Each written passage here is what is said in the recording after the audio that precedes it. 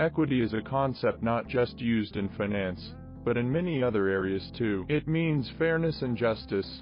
In the world of finance, the word equity is generally associated with a part ownership held in a company. Welcome back to my FinHub. Let's try and understand the meaning and use of equity today. Ever found yourself pondering over the concept of equity? It's a fundamental term in the world of finance, but it can sometimes feel a bit elusive. To put it simply, equity is ownership in any asset after all debts associated with that asset are paid off. Imagine you own a house. After you subtract what you still owe on your mortgage from the market value of your home, what's left is your equity.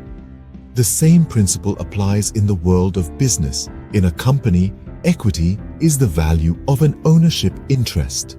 This is after you subtract the company's liabilities or what it owes from its assets or what it owns. It essentially represents a claim on the company's assets and earnings.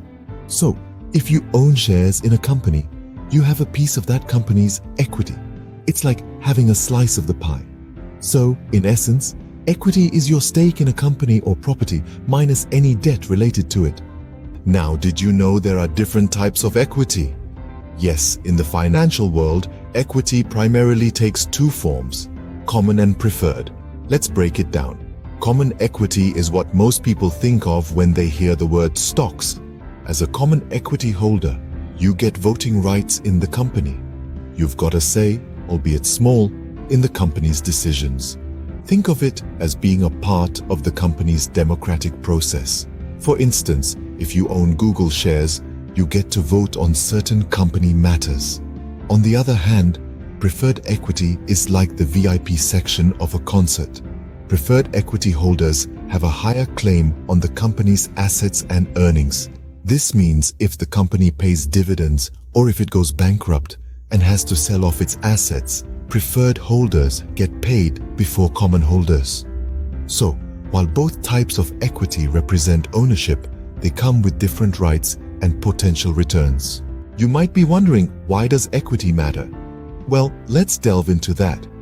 Equity is crucial because it serves as an investment vehicle that can deliver high returns. It's like a high-speed sports car in the world of finance.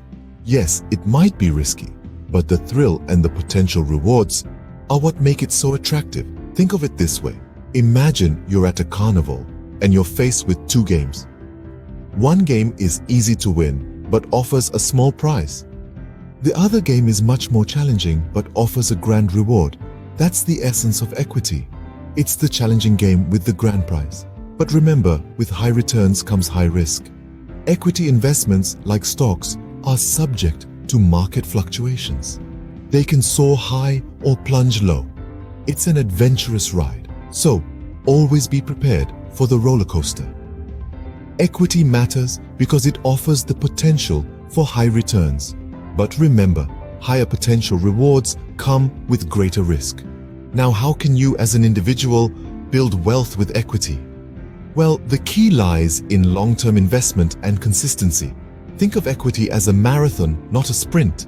It's not about making a quick buck, but about growing your wealth steadily over time. Let's consider an example. If you invest $100 every month in a diversified equity portfolio over a period of 20 years, assuming an average return of 7% per annum, your investment could grow to nearly $50,000. That's the power of compounding working its magic. But wait, there's more. Diversification is another crucial strategy when building wealth with equity. Don't put all your eggs in one basket. Spread your investments across different sectors, companies, and even countries. This way, you'll reduce the risk of losses and increase the possibility of higher returns.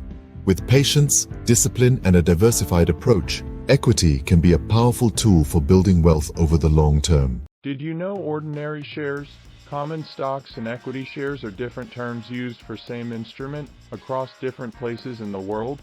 Do check out our earlier video of dividends, which is a return you receive for holding equity shares in a company. Please comment if you have any questions for us. Until then, subscribe to my FinHub. Keep learning.